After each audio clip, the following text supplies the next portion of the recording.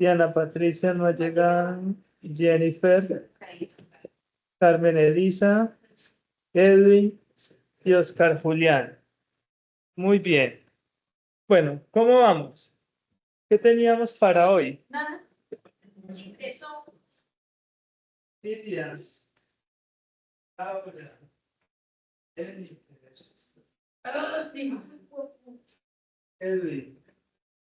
Víctor. Carmen Elisa y Oscar Julián.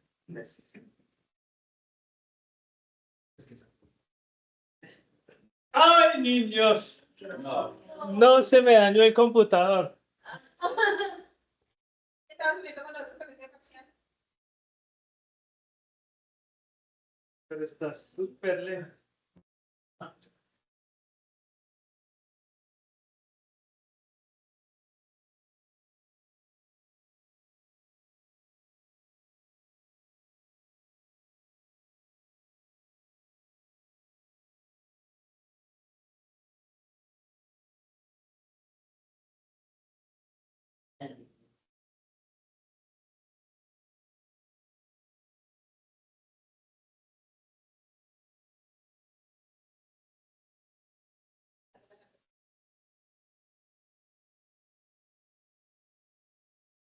Bueno,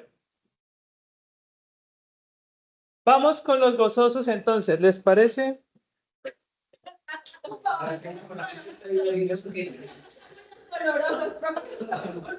Ya pasamos todos por los dolorosos.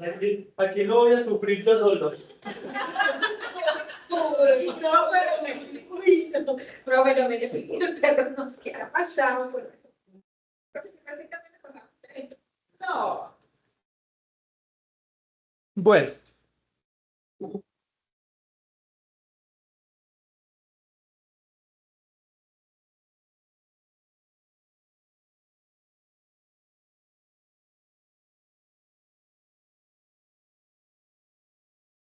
Ahí lo ven, ¿sí?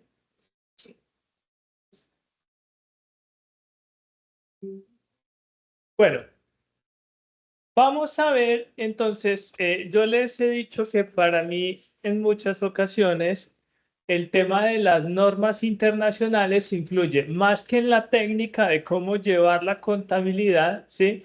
Porque digamos que en la técnica no hemos encontrado diferencias, ¿cierto? En la técnica, pues me refiero a que la partida doble se sigue manejando por partida doble, ¿cierto? Los activos siguen siendo de naturaleza débito, los pasivos crédito. De pronto habrá algunas cosas que nos impactan como forma de evaluación, de cómo le damos valor a los hechos, pero digamos que la técnica en términos generales es muy similar. Pero ¿dónde podemos encontrar en realidad diferencias o relevancia de las NIF? En la presentación, ¿cierto? Pues vamos a ver el tema de los estados financieros bajo normas internacionales de información financiera. Vamos a hablar entonces primero, según lo que habíamos visto en normas internacionales, chicos, ¿cuáles son esos estados financieros de propósito general? El estado de situación financiera, el primero que es el que conocemos como balance general, ¿cierto? El segundo es el estado de resultados integrales. El tercero es estado de cambios en el patrimonio. Y el cuarto es el estado de flujos de efectivo, ¿cierto? Entonces, sobre qué consideramos para esos estados financieros y la forma de presentación, vamos a ver qué nos dice la norma internacional.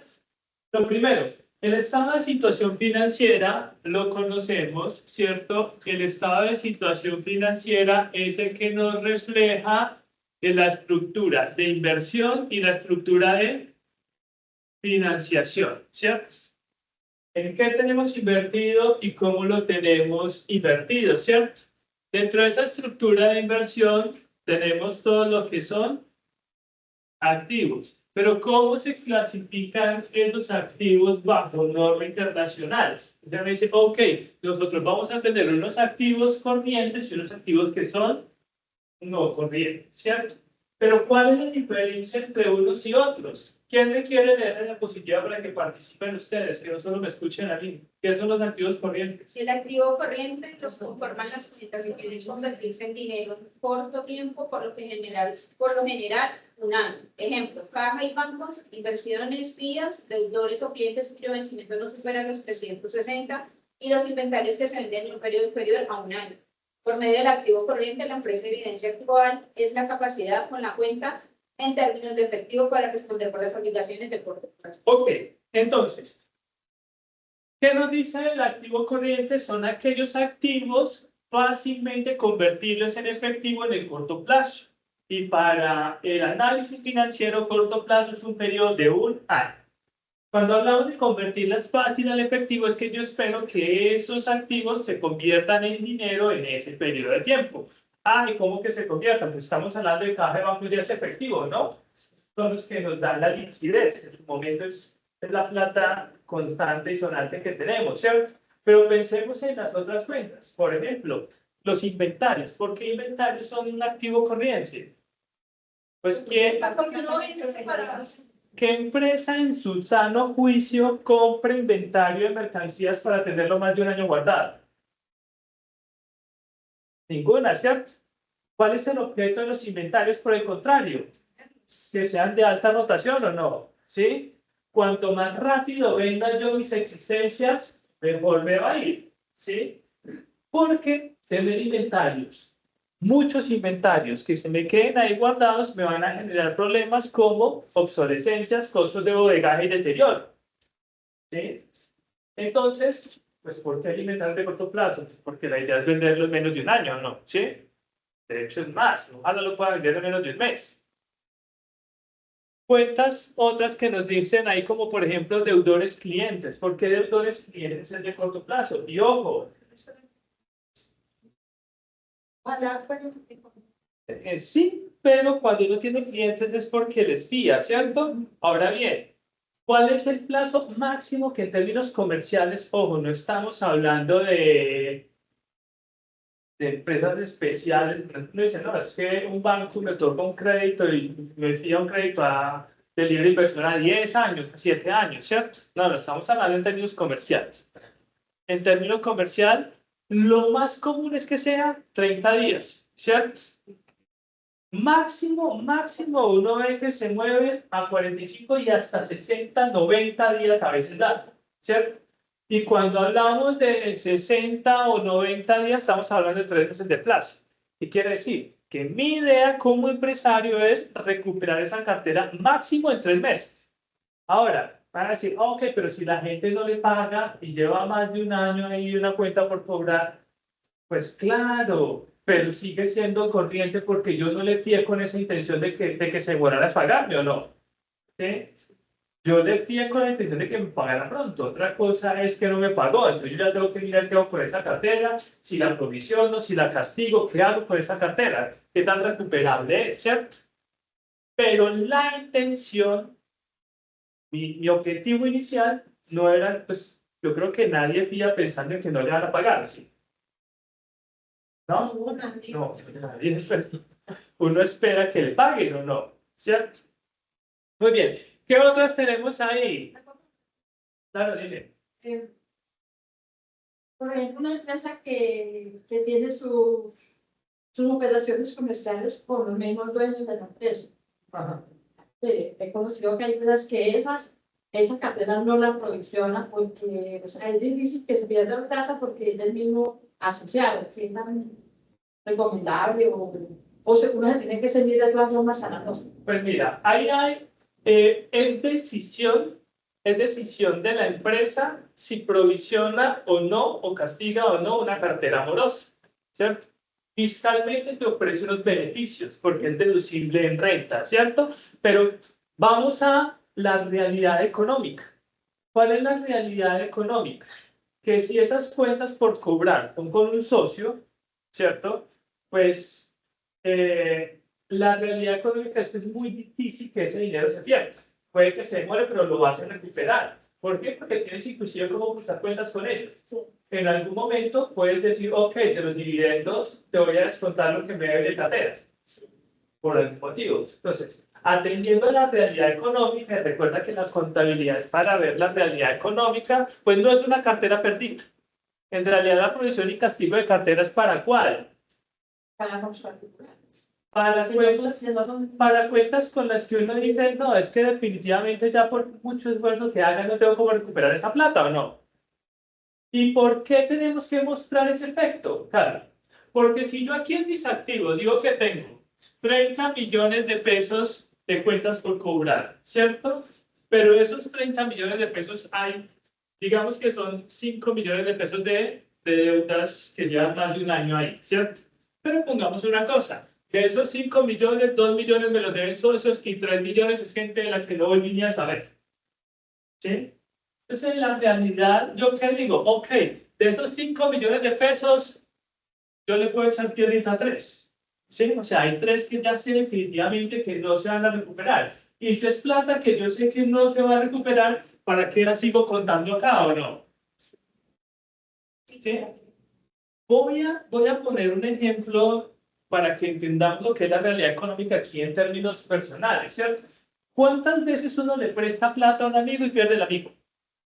Muchas veces, el 80%. Muchas veces, ¿cierto? O sea, esa persona prefiere dejarte de hablar y esquivarte en la calle que pagarte el dinero, ¿o no? ¿Sí? Ahora, pregunta. Cuando uno nota que el amigo le deja de hablar y empieza a esquivarlo y no lo vuelve ni a mirar, uno sigue contando que hace algún día me va a pagar. Uno ya no cuenta con esa plata, ¿o no? ¿Sí? O sea, uno ya mentalmente lo que hizo fue que castigó esa cartera mentalmente, ¿o no? Uno no vuelve a hacer cuentas con ese dinero, ¿no? ¿Sí ves? Entonces, atendiendo a la realidad económica, yo como empresa te diría, ok, esto sí castiguémoslo y provisionémoslo porque definitivamente no veo cómo recuperarlo. Y prefiero castigarla y si algún día se recupera de alguna forma, meterlo como un ingreso por recuperación. ¿Cierto? Pero esta cartera yo podría seguir contando con ella porque tengo un vínculo con esa persona. ¿Sí? Y en algún momento yo le voy a tener que pagar a esa persona algo. Claro. Pero Al no momento por que se derecho. retire, pues, Lo arreglan a los cerdos. Exactamente. Pero es decir, esa persona en algún momento le puede exigir a mi empresa derechos de los que tiene. Y cuando él me exija derechos, entonces tenga los deberes, ¿cierto? Entonces, siempre digo, pensemos en la realidad económica, porque la realidad económica es que esa plática no está perdida. Esa plática se puede recuperar, ¿cierto? Y está ahí. Obviamente, pues tenemos que revelar que son deudas de difícil cobro o que están morosas, ¿cierto? ¿Cuántos días demora lleno? Y tenemos que calcular deterioro y todo eso, pero tengamos ahí. ¿Resuelvo con eso tu pregunta? Muy bien. Muy bien, seguimos.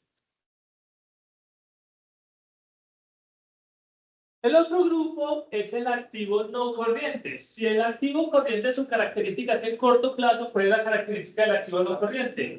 En largo plazo, ¿cierto? Que son activos que yo generalmente voy a convertir en efectivo en un plazo superior a un año o que no aspiro, digamos, a convertirlos en efectivo en algún plazo corto.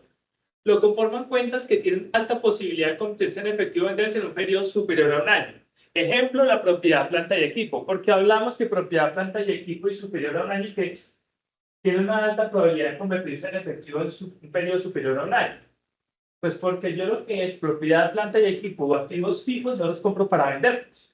¿Cierto? Generalmente, ¿para qué los adquiere la empresa? Para usarlos, ¿cierto? Ahora, eso no quiere decir que no se puedan vender. Pues claro, todo se puede vender, ¿cierto? Pero recuerdan lo que les decía ahora de la mercancía. Se me puede quedar más de un año en inventario ahí, pero yo no la compré para eso, ¿cierto? Ahora, yo puedo comprarme una máquina y venderla al mes. Y no por eso le puede ser activo vivo. ¿Por qué? Porque yo la compré pues para usarla. Si me salió un buen negocio y la pude vender al mes, pues listo, ¿o no? Si aparecen marranos que de diciembre no lo va a aprovechar. Pero yo no lo compré con esa finalidad. Cuentas por cobrar, por ejemplo, las inversiones, ¿no? Inversiones que generalmente las empresas tienen para tener control sobre otras, son inversiones de largo plazo, sobre todo acciones. Entonces yo no las tengo para venderlas. Los intangibles, inventarios, pero inventarios de largo plazo, sobre todo en empresas que se dedican a proyectos grandes, largos. Por ejemplo, una constructora empieza a hacer construcciones y de allá que vende un apartamento, una casa o un conjunto completo, ¿cuánto tiempo puede pasar? ¿Sabes?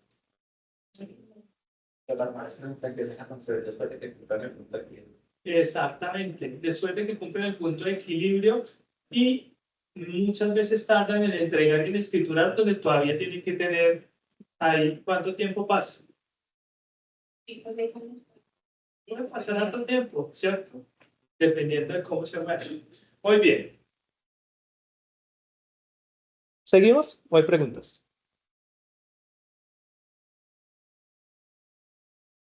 Al igual que en los... bueno. Y no les dije ahora, pero bueno, ya lo decimos. Al igual que en los activos, aquí tenemos el corriente, aquí el no corriente.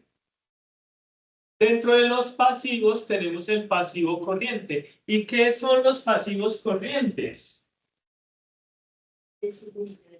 Son esos pasivos, esas deudas de exigibilidad inmediata. ¿Y qué quiere decir exigibilidad inmediata? Pues si yo lo voy a tener que pagar en menos de un año. Ya, ¿cierto? Compañeros, ¿por qué es tan importante esta clasificación? Porque yo debo saber con qué cuento y qué debo, ¿cierto? ¿Por qué? Porque se supone que entre mi activo corriente y mi pasivo corriente va a haber una correlación, ¿cierto? Los recursos que yo voy a obtener en el corto plazo me van a servir para cubrir mis deudas en el corto plazo. Y cuando nosotros planeamos financieramente la empresa, si tenemos un correcto conocimiento del pasivo corriente, sabemos presupuestar los recursos para cubrir esas deudas, ¿o no? ¿Sí? O sea, si yo conozco mi pasivo corriente, sé que son deudas que tengo que pagar el otro año, entonces presupuesto mi flujo de efectivo para cubrir esas deudas, ¿o no? ¿Sí? Pero si hay una mala clasificación, entonces me encuentro en el periodo con que tengo que cubrir las deudas para las que no tengo plata y ahí es donde tengo problemas de liquidez. ¿Sí? ¿Estamos? Entonces es muy importante. ¿Quién lee? Lo corriente lo conforman las cuentas que la empresa debe pagar en el corto plazo, normalmente un año. Ejemplo, los proveedores, las obligaciones financieras, los beneficios a empleados, los impuestos. El objetivo por el cual la empresa incurre en el pasivo corriente es porque a través de ellos se financia o nula a un nulo o bajo costo. Ojo, pensemos en esto. ¿Qué es lo importante? Las deudas de corto plazo generalmente tienen costos más bajos que las de largo plazo, ¿cierto? Cuanto más larga sea la financiación, más intereses pagamos, ¿sí? Cuando pensamos en el corto plazo, veamos, por ejemplo, proveedores. Pasa exactamente lo mismo que con clientes, ¿o no? Proveedor a mí me envía 30, 60, 90 días máximo, ¿sí? Entonces, las cuentas por cobrar a proveedores son deudas de corto plazo. ¿Qué beneficio tiene? Que no cobran interés, ¿o no? ¿Sí? Un proveedor me envía 30, 60, 90 días sin interés. Sin interés. Entonces no tiene costo de financiación. ¿Sí? Y yo durante 1, 2 o 3 meses puedo trabajar con ese dinero sin pagar interés. Es una buena opción. Las obligaciones financieras, pensemos en que las obligaciones financieras sí tienen unos intereses, ¿cierto? Porque ahí sí sería nosotros mentir, decir que un banco nos va a prestar a 0 interés, ¿no? No fallamos. Sin embargo, entre más corto sea el periodo de tiempo, pues menos tasa nos pueden cobrar. Pero debemos pensar otra cosa. Que una deuda con el sector financiero no es blanca o es negra. ¿Sí? Me refiero a que, ok, pensemos una cosa. La empresa incurrió en una obligación financiera, un banco le hizo un préstamo, ¿cierto? Pero ese préstamo es a 10 años, ¿cierto? El préstamo es a 10 años. Un banco te presta 10 años, pero en forma de anualidad. ¿Cómo funcionan las anualidades o financieramente qué son las anualidades? Las anualidades en matemática financiera son series de pagos uniformes. Quiere decir que el banco te presta, pero tú le pagas una cuota fija o constante, ¿cierto? El mismo valor. Exactamente. Puede haber una negociación, porque tengas una tasa fija, una tasa variable, o el mismo valor, o valores muy similares, puede tener variación, depende de la negociación, pero cada mes le tienes que pagar o no. ¿Sí? Todos, o sea, si nosotros vamos a ver, el banco no es que nos diga, vea, ¿sabe qué? Yo le presto a 10 años, entonces dentro de 10 años me devuelve toda la plata con los intereses. Así no funciona, ¿cierto? No, no funciona. Cuando el banco te presta dinero es para que le pagues mensualmente, ¿cierto? Y ese componente mensual, pues tiene dos cosas. ¿Qué tiene? El abono a capital y tiene unos intereses, ¿cierto? El servicio a la deuda. Ahora bien, pensemos lo siguiente. Si yo lo veo así, solo, que digo, ah, ok, tengo una deuda de 10 años, esa deuda es pasivo, no corriente. ¿Sí? Y una sorpresa, ¿todo es pasivo, no corriente? No, señor, ¿cierto? Ojo, es una sola deuda, ¿cierto? Pero esa sola deuda tiene los dos componentes. Es hasta el año. Hasta el año sería corriente y después claro, que porque lo que yo tengo que pagar este primer año, ¿cierto? corriente. Es corriente y voy a tener 9 años de no corriente. O sea que yo tengo que coger esa deuda y dividirla o no, ¿cierto? Para presentarla aquí en mi estado de situación financiera. Es decir, ok, lo que tengo que pagar el primer año es 12 meses pasivo corriente, ¿cierto? ¿De qué? Pues de abonos a capital, ¿no? Lo que yo voy a hacer el abono a capital es la planeación del primer año. Y lo que quedo debiendo va a ser no corriente. Cuando se termina ese primer año, ¿cierto? Pues tengo que volver a reclasificar o no. Porque cuando pasa el primer año, pues yo ya tengo que pagarlo del próximo año, ¿no? ¿Cierto? Entonces ya va a ser 8 no corriente y todavía 1 corriente, ¿cierto? Y así sucesivamente. A lo que voy es a que cada que nosotros vamos a preparar estados financieros, con las obligaciones financieras, debemos saber que una parte de esas obligaciones financieras de corto plazo las tenemos que responder ahorita, ¿cierto? Y otra parte, si es de largo plazo. Porque si yo cojo toda la deuda y la meto de largo plazo porque la deuda está a 10 años, pues no voy a contar con los recursos para pagarlo este año, ¿no? Sí. En mi planeación financiera no los voy a tener. ¿Sí está claro? Entonces, siempre que nosotros tenemos una obligación financiera, debemos pensar en ese desglose, ¿cierto?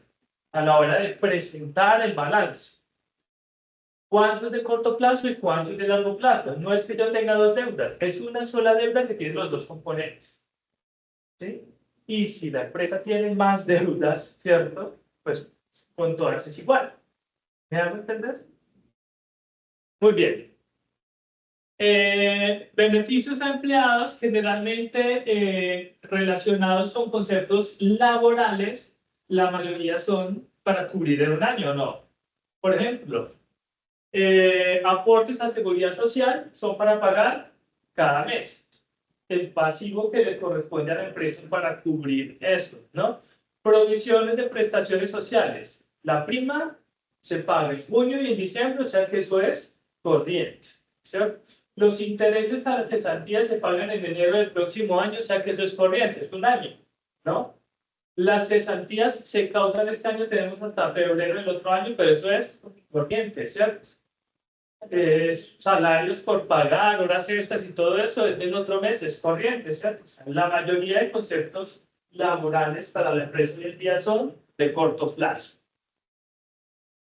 ¿Qué más tenemos ahí? Impuestos corrientes, como por ejemplo el IVA, que se paga cada mes, ¿sí? Cada bimestre o cada cuatrimestre, ¿no?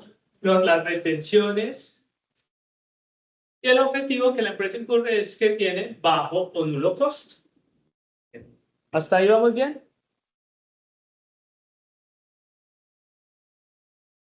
¿Cuál es el pasivo no corriente? Entonces ya lo mencionamos, es el pasivo de largo plazo, es decir, ese componente de las deudas que tengo más de un año para pagar. Lo conforman cuentas que la empresa de pagar los años superior a un año, ejemplo, obligaciones financieras, beneficios, empleados, otras cuentas por pagar por terceros. Nos queda de la siguiente forma. Ojo, esto que voy a presentar acá no es un estado de situación financiera terminado. ¿Y por qué no es un estado de situación financiera terminado? ¿Qué componente nos falta? Ajá, nos falta el patrimonio. Ahí tenemos solamente activo y pasivo. ¿Y qué tenemos ahí? Ok. Tenemos el activo corriente, el componente de corto plazo, el activo no corriente y el total de los activos. Y allá tenemos el pasivo corriente y el pasivo no corriente. ¿Cierto? ¿Qué nos faltaría ahí? El componente patrimonial. Pero lo que quería que vieran ahí es cómo se clasifican entre corriente y no corriente, tanto activos como pasivos. ¿Sí?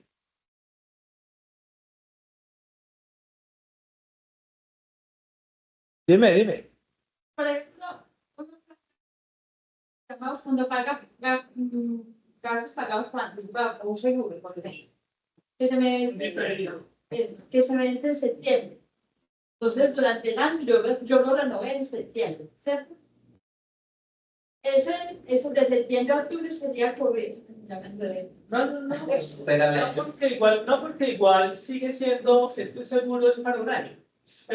Entonces, tú lo renuevas en septiembre, ¿cierto? Sí. Pero normalmente cuando presentas estados financieros, aún así, recuerda que el periodo lo elige la empresa, ¿cierto?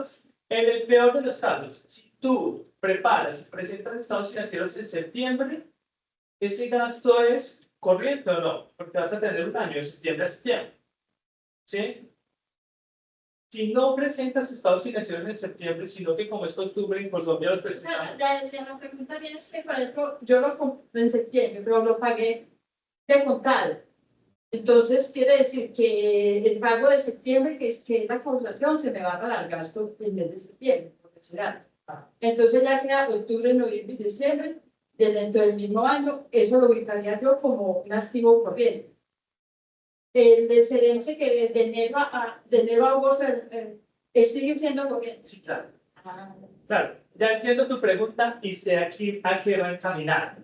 Ojo, cuando nosotros decimos que un activo es corriente porque se va a volver en efectivo en menos de un año, no estamos hablando del año fiscal, ¿sí? Es decir, no necesariamente tenemos que hacer corte a 31 de diciembre. ¿Sí? Por ejemplo, voy a poner un caso. Si yo miro mi cartera, ¿cierto? Solo hagamos un análisis de cartera. Supongamos que yo a mis clientes, algunos les pido a 30 días, otros a 60, otros a 90, ¿cierto? Supongamos que yo hice un corte el 30 de noviembre, ¿cierto? Entonces uno que dice, ok, si yo hago corte el 30 de noviembre, para que se termine este año fiscal, ¿cuántos días faltan? 30 días, ¿cierto? Entonces lo corriente sería solo las deudas a los que yo les pido a 30 días, ¿o no? Y no funciona así, porque la norma dice es lo que vas a recuperar en menos de un año. Y yo todo esto lo voy a recuperar en menos de un año, no es dentro del año fiscal. ¿Sí? O sea, la norma no dice lo que tengas que recuperar dentro de este año fiscal, porque a medida que corre el tiempo, pues va a ser menos tiempo. ¿Sí? O sea, si tú emites estados financieros en junio, entonces tu componente corriente ya no es de un año, sino de 6 meses, de junio a diciembre. Y no funciona así, porque la norma internacional no contempla cortes fiscales. ¿Sí? para una norma internacional es indiferente si el año fiscal se te acaba el 31 de diciembre o como el año chino que se acaba, ¿cuándo se acaba el año chino? ¿No? Es distinto, ¿sí ves? Entonces, cuando hablamos de componente corriente, es que lo vas a recuperar en menos de un año independiente del corte del año fiscal. ¿Sí? Entonces, era lo que te decía. Si tú compras el 31 de septiembre, pues vas a tener un año de seguro. Sigue siendo corriente, ¿no? De septiembre a septiembre, de un año. Independiente que haya corte. ¿Sí? ¿Sabes? Que eso pasa mucho, inclusive con las deudas con el sector financiero, lo que yo les decía allí. ¿Por qué? Porque es que tú no esperas a que sea 1 de enero para meterte en una deuda. ¿No? La empresa quiere la deuda en el momento que la necesite, ¿o no? Sí. ¿Sí? Puede ser en marzo, en octubre, inclusive en diciembre, se puede meter en una deuda, ¿no? Y al corte del 31 de diciembre tiene un componente de un año, que es lo que tiene que pagar el otro año, ¿no? Ahí sí. Lo que pasa es que nos coincide mucho con el año fiscal porque casi siempre emitimos estados financieros del 31 de diciembre. ¿Sí? Pero hago estas salvedades porque tenemos que meternos en el chip que en norma internacional el corte del año fiscal no es imperativo. ¿Sí? Lo desconocen. ¿Sí estoy claro? ¿Resolví con eso tú? Sí. Ok, muy bien.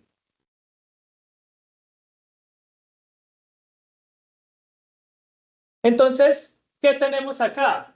Que una vez que se ha determinado la utilidad o pérdida neta del ejercicio del estado de resultados, procedemos a conformar el patrimonio de la siguiente manera. ¿Cuál es el capital social? ¿Cuáles son las reservas? ¿Y cuál es el resultado o la utilidad del ejercicio? Aunque nosotros cuando hablamos de estados financieros, primero pensamos en el estado de situación financiera, ¿cierto? Cuando uno prepara un paquete de estados financieros, ¿cuál es el primero? El primero es el estado de resultados, ¿sí? Es decir, uno no empieza por el balance general, uno empieza por el estado de resultados. ¿Por qué? Porque la técnica contable, el ejercicio contable sugiere que nosotros tenemos que cerrar cuentas de resultados en nuestro balance de comprobación. Tenemos que cerrar cuentas de 4, 5 y 6 para que solo nos queden cuentas de 1, 2 y 3, ¿cierto? ¿Y cómo cerramos en cuentas de resultados? A través del estado de resultados, es decir, cuando cogemos los ingresos y los cotejamos contra los costos y gastos para saber su utilidad o pérdida, ¿cierto? Y el resultado de esto, del estado de resultados, ¿cierto? El resultado del estado de resultados va al estado de situación financiera, ¿cierto? ¿En dónde? En el patrimonio, ¿cierto? Ya sea utilidad o pérdida. Y no solo eso, ¿qué otro componente del estado de resultados pasa a nuestro estado de situación financiera? Pasa la utilidad, ¿cierto? Que de paso nos sirve de base para calcular reservas, si es que tenemos reservas, y la provisión para el impuesto de renta, ¿o no? Porque si en el estado de resultados tenemos una provisión o un cálculo del impuesto de renta, pues nos impacta del estado de situación financiera, ¿o no? Impuesto por pagar, porque incluye las utilidades de una deuda, ¿sí? Entonces, claro, el ejercicio primero, ¿cuál es? Pues yo primero hago el estado de resultados y con eso alimento mi balance, es decir, que el balance sería ¿cuál? El segundo que se falta, ¿sí? Entonces, una vez que yo determino la utilidad o pérdida, procedo a conformar el patrimonio de esta manera. Primero, el capital, luego reservas, luego resultado del ejercicio. Y cuando yo ya tengo mi patrimonio, entonces puedo definir lo que es la ecuación patrimonial, ¿cierto? ¿Qué sugiere la ecuación patrimonial? Que mi activo es igual a mi pasivo más mi patrimonio, que es esto mismo que tenemos acá, ¿cierto? Mi pasivo más mi patrimonio es igual a mi activo. ¿Y de dónde sale eso? Pues claro, mi estructura de inversión tiene que ser igual a mi estructura de financiación, ¿sí? Si yo tengo dinero invertido fue porque de algún lado salió. ¿De dónde salió ese dinero? ¿Tengo deudas con terceros? o deuda con los socios. Hay jóvenes. ¿Estamos claros? ¿O hay preguntas? Como el agua del río Cauca. Muy bien. Dime. Dime que hoy no estamos cobrando por preguntas.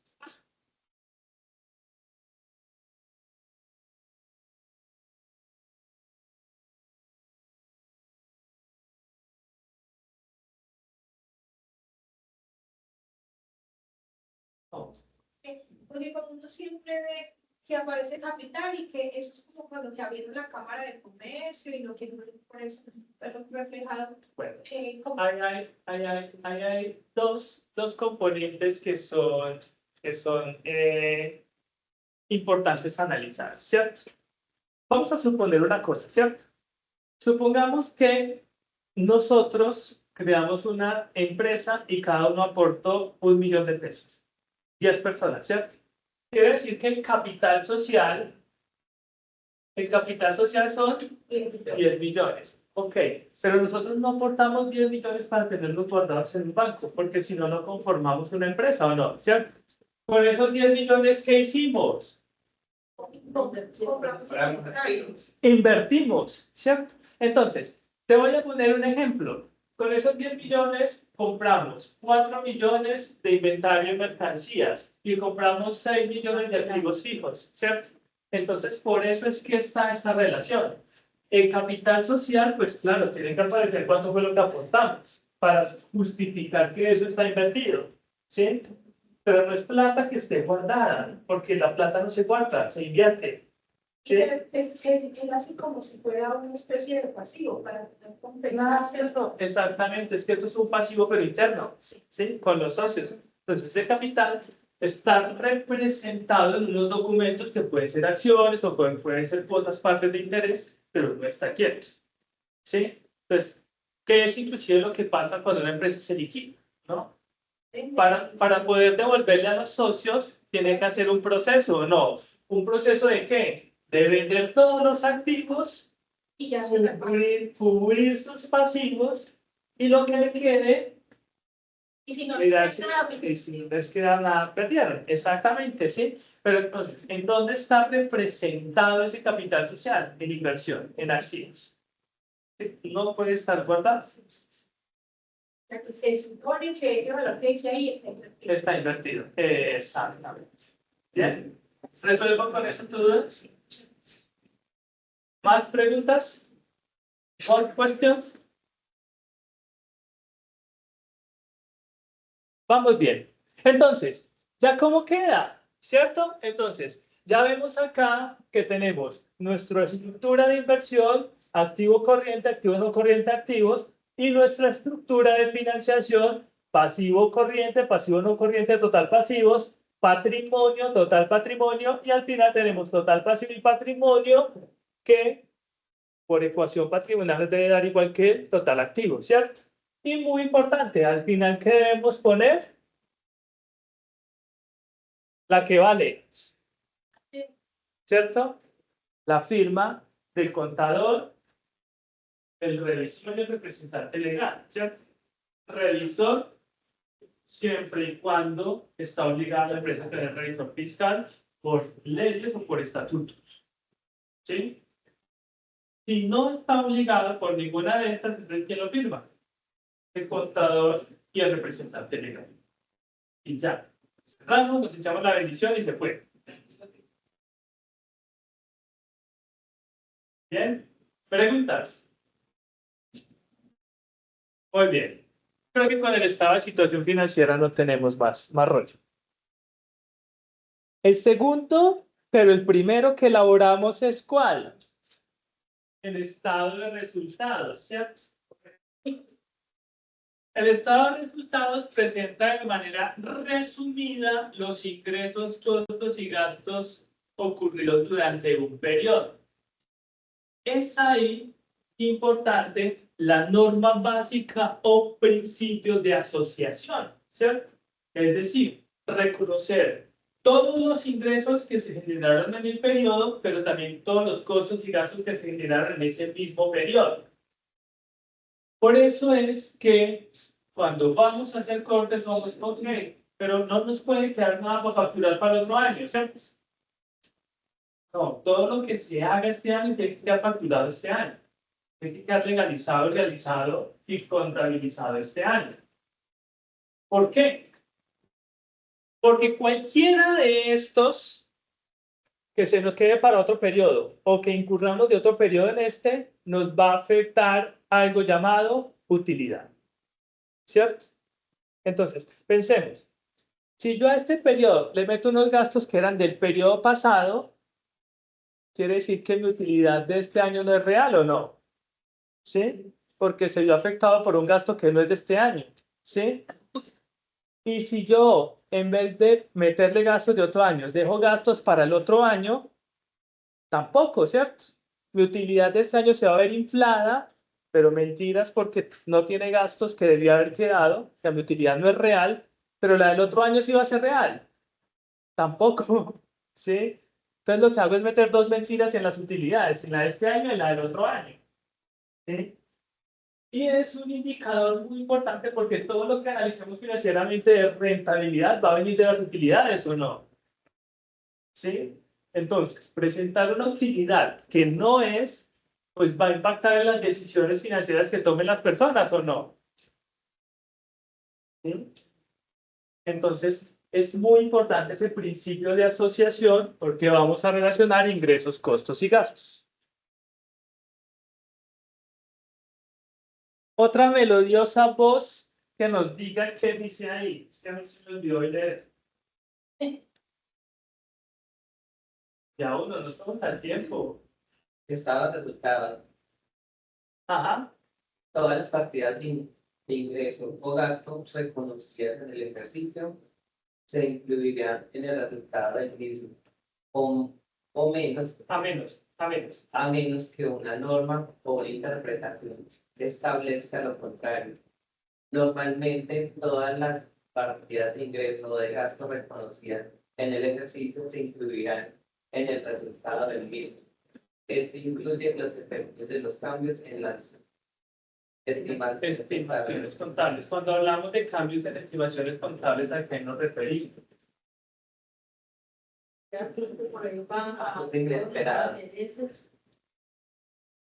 Profe, ¿cómo estás? Bien. Bienvenido, te estábamos esperando. Sí, jóvenes, tengan todos ustedes muy buenas noches. Bueno, hoy vamos a hacer una actividad musicalizada, espero que se diviertan. Después es viernes, después por los sábados, están cansados de la semana. Hoy nos vamos a distensionar un poquito. ¿Listo? ¿Parece? Bueno, excelente. Si se la saben, mejor. Empezamos acá y saltamos a los lados.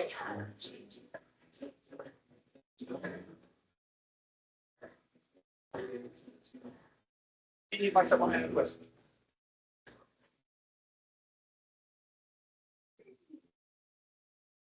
Y practican. Muy bien.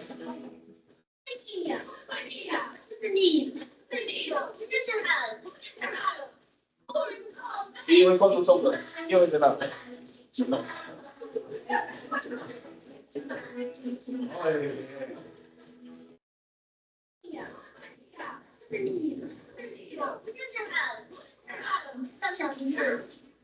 Y va. Y vuelve.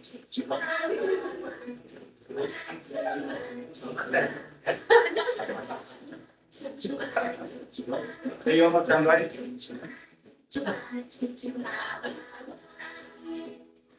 Posición de soldado y vuelta.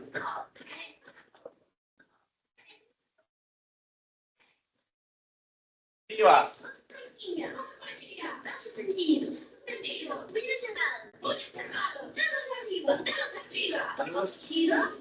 Y va.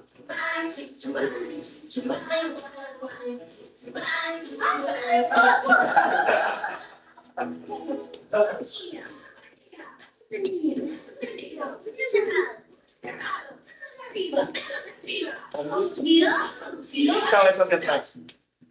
Arriba.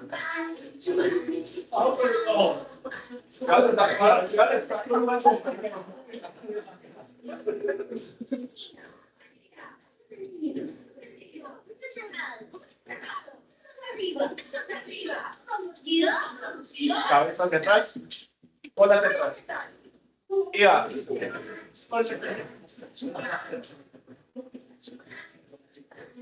Ay. Ya falta mucho para terminar.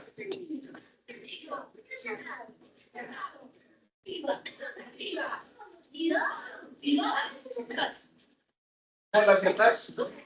Y tiene pingüino.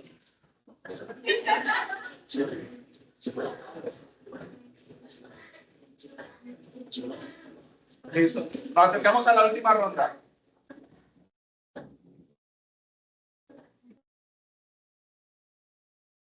¿Listo?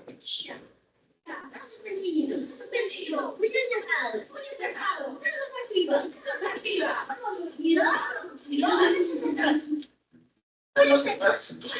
Siguiente pingüino. Y vengo a operar.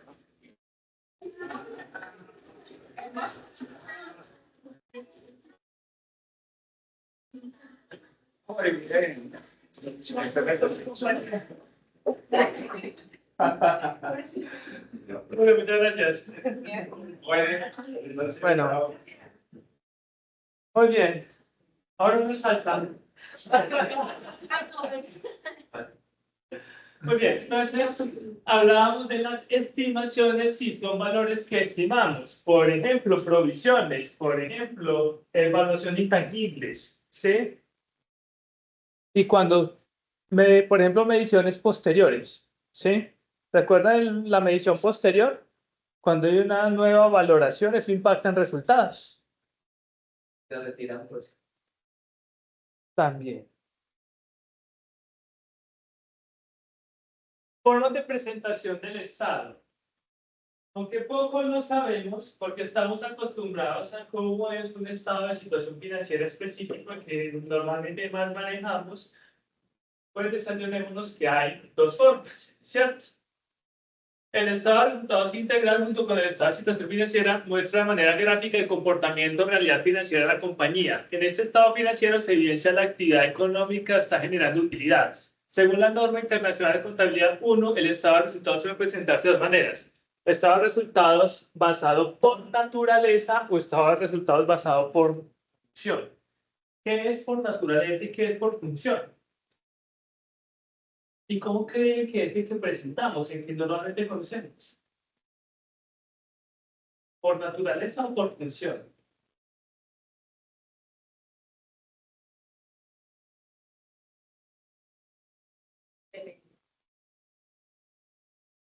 No depende. Yo creo que todos conocemos un estado de resultados como es la estructura, ¿o no? ¿Cómo es la estructura de un estado de resultados? ¿Quién me lo dice? Ingresos menos costos menos gastos te da una utilidad operacional, ¿cierto? Y de ahí, ¿qué sigue? No, ya están arriba los gastos operacionales, ¿no? ¿Y ahí qué sigue? Y si hay otros ingresos y otros gastos, ¿cierto? La utilidad, el impuesto y la neta, ¿no? Muy bien. Vamos a ver cuál es cuál. Cuando hablamos de un estado de resultados por naturaleza, la primera forma del glose es el método de la naturaleza de los gastos. Una entidad agrupará gastos dentro del resultado de acuerdo con su naturaleza. Por ejemplo, depreciaciones, compras de materiales, costos de transporte, beneficios a los empleados, costos de publicidad, y no los distribuirá atendiendo a las diferentes funciones que se desarrollan en la entidad. Este método resulta fácil de aplicar porque no es necesario distribuir gastos en clasificaciones funcionales. ¿Cómo es este estado de resultados? Ingresos ordinarios de la operación, detalle de los costos y gastos de la operación, otros ingresos y gastos, costos financieros, resultado. Bueno, ¿qué es lo que debemos revelar? Todos estos. Con revelar es en las notas de revelación de los estados financieros. Gastos por impuestos, actividades discontinuas y cancelación de pagos por litigios. Pero ¿cómo nos queda el estado de resultados? Fíjense ahí. ¿Qué diferencia? Esta es por naturaleza. ¿Qué diferencia encuentran del que dijimos ahora que cómo es un estado de resultados? ¿Qué diferencia encuentran ahí?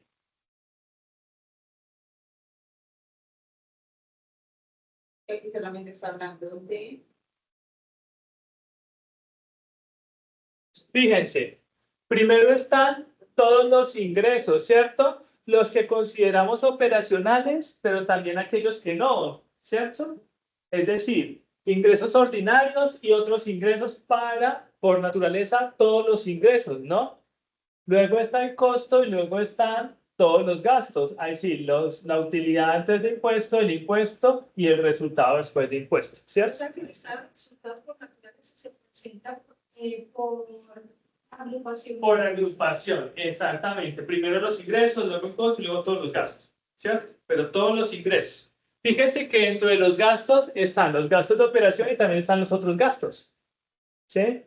Es decir, bajo este resultado no tenemos una separación de cuál es el resultado operacional, ¿sí? No sabemos cuál fue el resultado de la operación como tal, sino de toda la compañía. Por ejemplo, como Peque dijo ahorita, se presentan es por naturaleza. Por naturaleza, por la naturaleza de las cuentas. Bien, entonces este es uno diferente al que conocemos, ¿sí?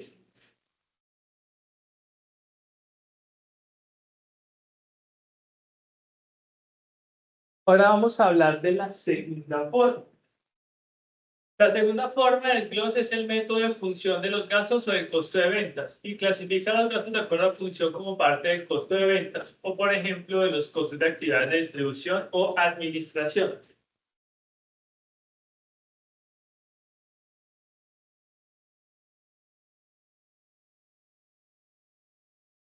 Como mínimo, una entidad revelará, según este método, su costo de ventas de forma separada de otros gastos. Este método puede proporcionar a los usuarios una información más relevante que la clasificación de gastos por naturaleza, pero la distribución de los costos por función puede requerir asignaciones arbitrarias e implicar la realización de juicios de importancia. Cuando yo clasifico gastos entre operacionales y no operacionales entre unos y otros, pues estoy aplicando un juicio de valor, ¿o no? ¿Sí? ¿Qué gasto considero operacional? ¿Qué gasto es no operacional? ¿Cómo nos queda el estado? ¿Más parecido al que conocemos o no? Miren, ingresos ordinarios menos costo de venta es la utilidad bruta, ¿cierto? O excedente bruto. Gastos operacionales me da una utilidad operacional. Y acá, luego de que yo tengo la utilidad operacional, tengo el componente de otros ingresos u otros gastos, ¿cierto? Como lo habíamos dicho inicialmente. Luego tenemos el excedente antes del impuesto, el impuesto de renta y la utilidad del ejercicio. ¿Cuál de los dos métodos es el más comúnmente usado en Colombia? El de función, ¿cierto? Ese es el que normalmente conocemos, pero tampoco nos había dicho que hay otra forma de hacerlo, ¿no? Tampoco conocíamos. Pues sí, hay otra forma de hacerlo. Sin embargo, yo soy muy amigo de este método, pues porque nos permite hallar para análisis financiero rentabilidad operacional, ¿sí? Es decir, me permite visualizar el solo resultado de la operación, cuánto dio, ¿sí? Entonces, me gusta. Finalmente, tenemos la utilidad del ejercicio que pasa al estado de situación financiera. ¿Bien? Compañía. ¿Preguntas? Manos arriba si tienen preguntas.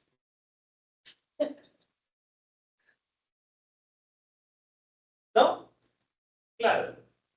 Es que hasta ahí no hemos hablado nada, ¿cierto?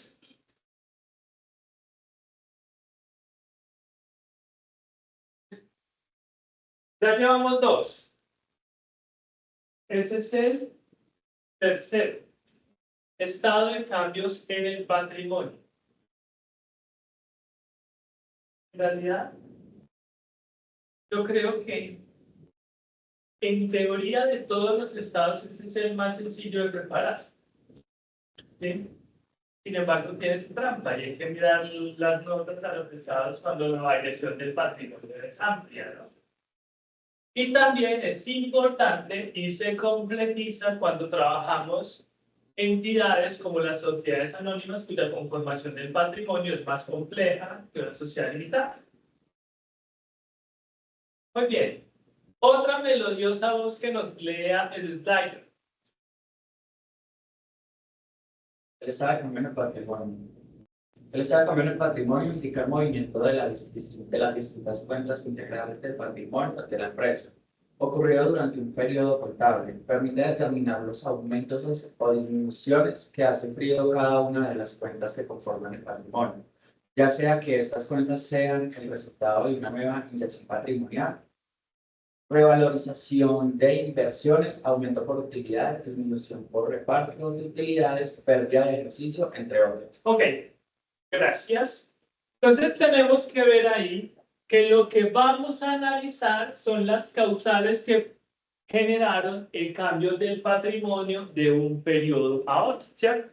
¿Por qué mi patrimonio cambió? Y ahí es muy importante reconocer qué causales generan aumento en el patrimonio y qué cosas generan disminución en el patrimonio, ¿cierto? Generalmente, ¿cierto?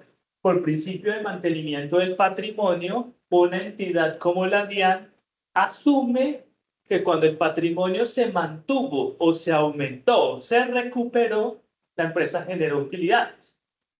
¿Y por qué? Porque es que la primera forma de aumentar el patrimonio es vía rendimientos, ¿o no? ¿Sí?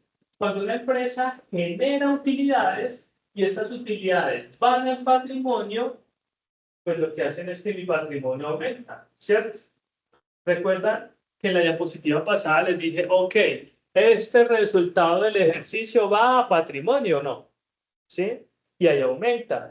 ¿Por qué? Porque en teoría las utilidades de la empresa son de los socios. ¿Y dónde está lo que le debemos a los socios? En el patrimonio. ¿Sí? Entonces, el patrimonio aumenta por utilidades, sí, es una razón. Pero ¿por qué más puede aumentar el patrimonio? El patrimonio puede aumentar por más aportes, ¿cierto? Es decir, que nosotros le digamos a los socios que den más plata, que consigamos nuevos socios que den más plata, ¿cierto? En cuyo caso aumenta el capital social. Entonces ahí tendríamos que entrarle a justificar a la DIAN, ok, estuvo un incremento patrimonial, pero no fue por utilidades. Fue porque hubo más aporte de los socios, ¿sí? ¿De qué otra forma puede aumentar el patrimonio?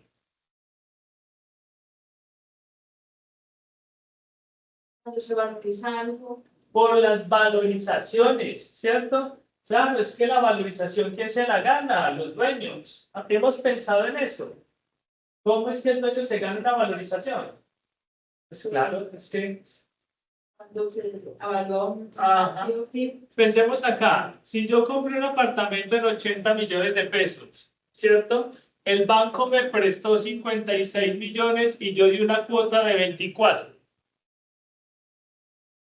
Yo compré el apartamento sobre planos, ¿sí? Pero 3 años después, construido, cuando la constructora me entregó el apartamento, ya la constructora no los estaba vendiendo en 80, ¿cierto? En ese momento, vamos a suponer que la constructora los está vendiendo en 100 millones. Lo cual quiere decir que mi apartamento podría valer no 80, sino ¿cuánto? 100 millones. Ok. Mi apartamento está evaluado en 100 millones. ¿Será que yo porque mi apartamento vale 100 millones le debo más plata al banco? No, el banco me prestó 56, le debo 56, ¿cierto? Entonces, ¿de quién es esta diferencia? O sea, si al banco le debo 56, mío es ¿cuánto? Pues resulta que mío ya no son 24, sino 44 millones, porque se supone que este más este me deben dar los 100, ¿o no? O sea que esa valorización de 20 millones, ¿quién se la ganó? ¿El dueño o no? ¿Sí? Es más, si yo en ese momento logro vender ese apartamento en 100 millones de pesos, le pago la deuda del banco y me quedan 44, había invertido 24, me gané 20 o no. Entonces, la valorización es otra que aumenta el patrimonio, ¿cierto? ¿Pero qué disminuye el patrimonio? Pérdidas, ¿cierto? Cuando no hay utilidades sino pérdidas del ejercicio, entran al patrimonio de forma negativa y lo que hacen es reducir el patrimonio, ¿cierto? Otra forma de reducir el patrimonio es que un socio se salga y tengamos que devolver los aportes, ¿cierto? Otra forma de disminución del patrimonio es La entrega de dividendos. la entrega de dividendos, o sea, el pago por las utilidades que se generaron, ¿cierto?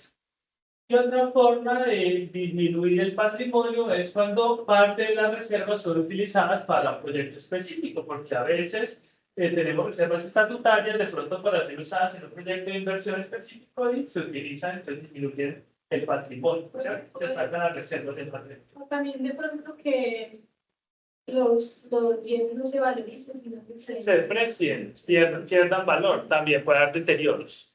O cuando en la entidad sin ánimo de lucro, que si hay pérdida, la reserva de aportes Pasa ahí, exactamente, disminuye. Preguntas. ¿Está claro? Bueno, básicamente pasa por comparar el patrimonio de dos periodos diferentes, ¿cierto? Cómo estaba en un año y cómo estaba en el otro, ¿cierto? Y sacar las diferencias inicialmente netas, pero es importante hacer el análisis bruto, ¿cierto? Es decir, ¿qué pasó en el intermedio? ¿Sí? Una vez sacamos las diferencias, entonces podemos observar que la estructura del estado de cambios en el patrimonio es algo donde está el concepto no es otra cosa que la cuenta o grupo de cuentas a la que nos referimos, el saldo de un periodo, si hay aumento o disminución, y el saldo del periodo final, ¿cierto? Y al final, una explicación de por qué se dio esa variación. Es muy importante, yo les decía, tenemos que contar con las notas explicaciones a los estados financieros, porque no es solamente decir, ah, sí, es que el capital social aumentó, porque aumentó, ¿cierto? No, uno en la variación neta puede ver, por ejemplo, que el capital social aumentó, pero la explicación es que hubo un socio que se salió y le devolvimos, ¿cierto? Pero como ese se salió, entró y aportó más capital, entonces aumentó el cambio, ¿cierto? Entonces, esa es la variación que tenemos que analizar, no solo la neta, sino explicar todo lo bruto y por eso tenemos una explicación ahí. Ahora, en el orden de ideas de lo que les estaba diciendo ahora, este estado sería ¿cuál? Vamos a hacer en orden los estados. ¿Cuál sería este? ¿Y por qué? Tercero. Tendría que ser el tercero, ¿cierto? Claro, primero haríamos el estado de resultados porque se nos va a dar la utilidad, ¿cierto? Cuando tenemos la utilidad, hacemos el estado de situación financiera porque ya sabemos cuánto nos quedó el patrimonio, ¿cierto? Y cuando ya tenemos el patrimonio en el estado de situación financiera, pues podemos hacer el comparativo con otro periodo para hacer el estado de cambios en el patrimonio, con todas las explicaciones que allí conlleva. ¿Bien? ¿Preguntas? Entonces sería estado de situación financiera, pues, No, Estado de resultados. estado de resultados primero, ¿sí? Porque tú tienes que saber la utilidad, ¿sí? O sea, el primer estado que nos Segundo sale sería es el estado de resultados. El segundo es el estado de situación financiera o balance general, ¿cierto? Y tercero, el estado de cambios en el patrimonio. En ese orden indica la lógica que deberíamos preparar un paquete de estados financieros. ¿Bien? ¿Y cuál nos queda haciendo falta?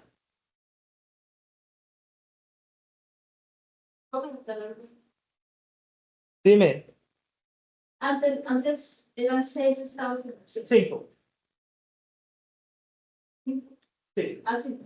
Balance general, estado de resultados, cambios en el patrimonio, cambios en la situación financiera y flujo de efectivo. Ese estado de cambios, o sea, ¿por qué quitaron el estado? La normatividad, Fuente, o sea, que llamaba fuentes de uso. fuentes de aplicaciones, porque la norma no lo exige. La norma internacional te habla de estos cuatro.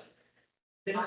La norma internacional te habla de estos cuatro. Ahora, como ejercicio financiero me parece muy interesante el análisis de fuentes y aplicaciones, pero entiendo la norma internacional que tiene mucho del análisis es compartido entre un estado de cambios en la situación financiera y un flujo de efectivo. De hecho, la base que parte para hacerlo es igual. ¿Sí? El análisis de lo que es usos y aplicaciones. Entonces, es por eso. Pero eran cinco. Cinco de carácter general. ¿Bien? ¿Más preguntas? Pues, como este sí es un poco más larguito y un poco complejo, entonces vamos a hacer el break de los 10 minuticos para que vamos al baño. ¿Cómo? Entonces pensemos y vengamos para que hablamos del estado de flujo de efectivo. ¿Les parece? Muy bien.